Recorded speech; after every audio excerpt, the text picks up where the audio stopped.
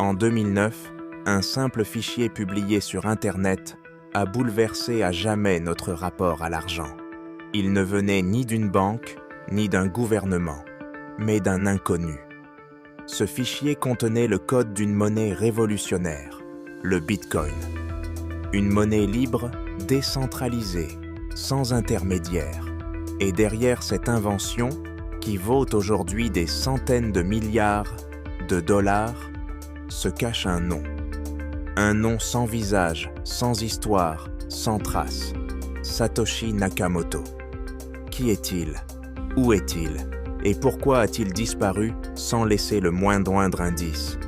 Voici l'un des plus grands mystères au CEP de notre époque. Pour comprendre ce mystère, il faut remonter à la fin de l'année 2008. Le monde sort à peine d'une crise financière historique. La confiance envers les banques et les institutions est au plus bas. Et c'est à ce moment précis qu'apparaît un message sur une obscure liste de diffusion de cryptographie. J'ai travaillé sur un nouveau système de monnaie électronique, entièrement pair à pair, sans tiers de confiance. Ce message est signé Satoshi Nakamoto. Le 3 janvier 2009, il publie le premier bloc de la blockchain Bitcoin, le Genesis Block. À l'intérieur, il laisse un message presque prophétique. The Times 03, Jan 2009, Chancellor on brink of second bailout for banks.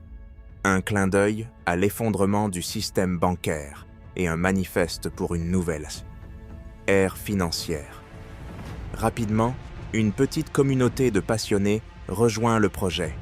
Satoshi échange par email, participe aux discussions, améliore le code, mais toujours dans l'ombre. Personne ne sait qui il est, ni même d'où il écrit. Pendant près de 2 ans, Satoshi travaille sur Bitcoin. Il envoie des messages, publie des mises à jour et guide la communauté. Puis, en avril 2011, silence. Son dernier message. I've moved on to other things. It's in good hands now. Et Satoshi Nakamoto disparaît. Plus de messages, plus de publications, plus aucune trace. Aujourd'hui encore, son portefeuille Bitcoin contient environ 1 million de Bitcoin, soit plus de 30 milliards de dollars au cours actuel. Et pourtant, ils n'ont jamais été déplacés. Bien sûr, les théories n'ont pas tardé à surgir. Hal Finney, l'un des premiers à recevoir une transaction Bitcoin, est souvent cité. Programmeur de génie, il habitait à quelques rues d'un certain Dorian Nakamoto. Certains pensent qu'il aurait pu être le véritable Satoshi, ou l'un de ses proches collaborateurs. Nick Szabo, chercheur qui avait proposé un concept similaire appelé BitGold, avant même Bitcoin. Son style d'écriture ressemble étrangement à celui de Satoshi, mais il nie toute implication. Craig Wright, un informaticien australien, s'est autoproclamé Satoshi en 2016, mais la communauté a rapidement découvert des incohérences, et aucune preuve cryptographique n'a jamais été fournie. Et puis il y a Dorian Nakamoto, un ingénieur californien dont le nom correspond, mais qui a toujours juré n'avoir aucun lien avec Bitcoin.